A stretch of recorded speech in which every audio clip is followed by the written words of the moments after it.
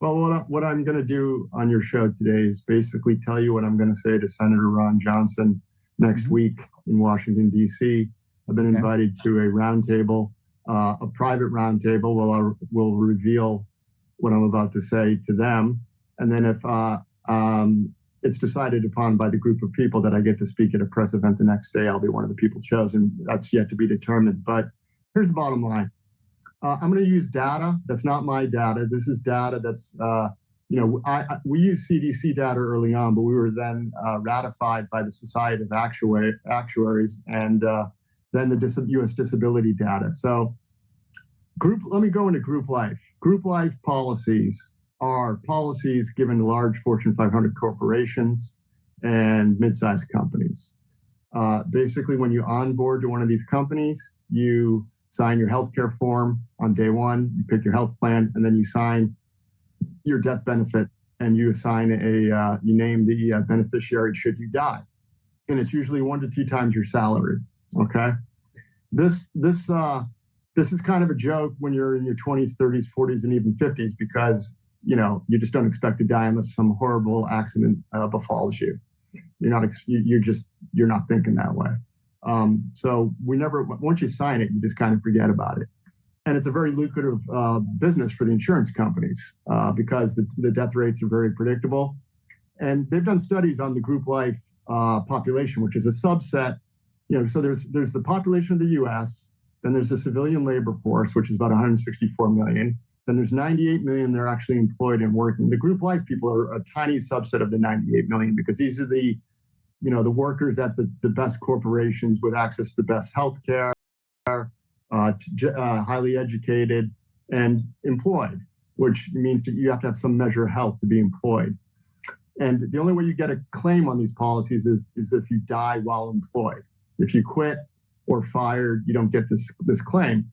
So the industry did some research in 2016 to determine, how healthy is this population versus the general U.S. population. Well, a study came out that I referenced in my book that said they did. What's the name of your book? The name of the book is Cause Unknown: The Epidemic of Sudden Death in 2021 and 2022. Okay. By the way, it's a good Christmas gift for family members that still don't see reality yet. So think about that when it comes out. But in the book, we reference this report. And this report said that in any given year, the group life policyholders die at a third the rate of the general U.S. population. They experience a third the mortality rate of the general U.S. population. So they're just healthy. They're working. Makes sense, right? Mm-hmm. So what happened in 2021 to this group? Well, let's talk about what happened in 2020. COVID affected everybody. And the general U.S. population experienced more excess mortality from COVID pre-vaccine than the group life holders. So that relationship held. Well, in 2021, that flipped. Ages 25 through 64 of the group life policyholders, as reported by the Society of Actuaries, not my numbers, their numbers, said that they experienced 40% excess mortality, okay? The general U.S. population in 2021 experienced 32% excess mortality. This is year 2 of the pandemic with miracle vaccines. Isn't that interesting? So a much healthier subset of the population died at a higher rate than the general population. That's number one. Let's go to a second database. The U.S. Disability Statistics, U.S. Bureau of Labor Statistics does surveys. They do the employment report every month. They also ask questions about disability. And it's a survey done, about 40,000 phone calls every month, and they statistically impute these numbers. So prior to COVID, disability was running around 29 to 30 million for the prior 4 or 5 years. That's absolute numbers. After vaccinations in May of 21, there was a trend change, and the rate of change shot up. And if you look at the chart, which we don't have here, it looks like it's a basing stock, but then it gaps up and then runs up at a 45-degree angle, which is what it's done. As of September of 2022, there were 33.2 million disabled Americans. That's an extra, 4.2 to 3.2, whether you use 30 or 29 million. that's a 3 standard deviation rate of change since May of 21, which is on Wall Street a signal. And that means that 0.03% of the time this occurs. So something happened that was different. And that started in May of 2021. Let's then look at the numbers for different sets of people in that disability overall number. So we have the overall U.S. population. Since May of 21, the overall U.S. population has experienced an 11% rate of increase in disabilities, 11% rate of increase in their disability rate. The employed, which is about 98 million of the 320 we got in the U.S., 98 million experienced about 26% rate of increase in their disability rate since May of 21.